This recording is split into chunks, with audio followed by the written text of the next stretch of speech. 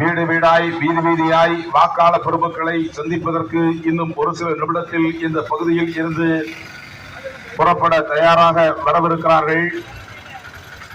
நம்முடைய மதசார்பற்ற முற்போக்கு கூட்டணியின் வெற்றி வேட்பாளராய் போட்டியிடுகிற மண்ணின் மைந்தர் அண்ணன் ஆஸ்டின் அவர்களை ஆதரித்து மதசார்பற்ற முற்போக்கு கூட்டணியின் மாவட்ட நிர்வாகிகள் தோழர்கள், இந்த கூட்டணியில் அங்கம் வகிக்கிற அனைத்து கட்சியை சார்ந்த தோழர்கள் எல்லாம் நம்முடைய வெற்றி வேட்பாளரை வீதி வீதியாய் அழைத்து வருகிறார்கள். இன்னும் ஒரு சில நாட்கள், ஒரு வார காலம்தான் தேர்தலுக்கு இருக்கிறது. ஆகவே இப்பொழுதே சூடு பிடித்திருக்கிற இந்த தேர்தல் களத்தில் மதசார்பற்ற முற்போக்கு கூட்டணியின் வெற்றி வேட்பாளராய் இன்றைக்கு களம் காணுகிற நம்முடைய ஆஸ்டின் அவர்களுக்கு மக்கள் மத்தியில் ஒரு மகத்தான வரவேற்பு இன்று பெருகியிருக்கிறது.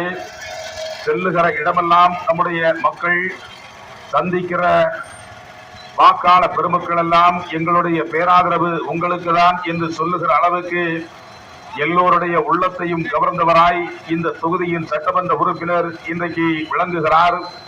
மாண்புமிகு தமிழ்நாடு முதலமைச்சர் நம்முடைய வெற்றி வேட்பாளர் ஆஸ்டின் அவர்களை ஆதரித்து பிரச்சாரம் செய்துவிட்டு போனதற்கு பிறகு நேற்றைய தினம் தமிழ்நாட்டின் துணை முதலமைச்சர் நாகர்கோவில் தொகுதியின் வெற்றி வேட்பாளராக களம் காணுகிற அண்ணன் ஆஸ்டின் அவர்களை ஆதரித்து பரப்புரை செய்துவிட்டு போனதற்கு பிறகு நாகர்கோவில் தொகுதியில் களம் காணுகிற வெற்றி வேட்பாளருக்கு இன்றைக்கு மாபெரும் வெற்றி நிச்சயம் என்கிற ஒரு நிலை வந்திருக்கிறது.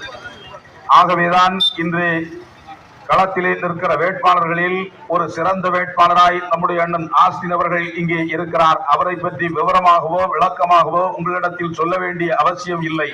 காரணம் என்னவென்றால், அவர் சட்டமன்ற உறுப்பினராக இருக்கிற நேரத்தில் அவர் ஆற்றிய பணிகளை ஒரு நீண்ட நெடிய பட்டியலை போட்டு இங்கே தந்திருக்கிறார்கள். ஏற்கனவே நாடாளுமன்ற உறுப்பினராய் சட்டமன்ற உறுப்பினராய் இந்த தொகுதியில் பணியாற்றியவர் அண்ணன் ஆஸ்டின் அவர்கள். நம்முடைய பக்கத்து பகுதியை சேர்ந்தவர், நம்முடைய நெருங்கிய உறவினரை போல நம்முடைய பகுதியில் நடைபெறுகிற துன்ப துயரங்கள் சுக துக்கங்களில் ஓடோடி வருகிறவர் நம்முடைய ஆஸ்டின் அவர்கள்.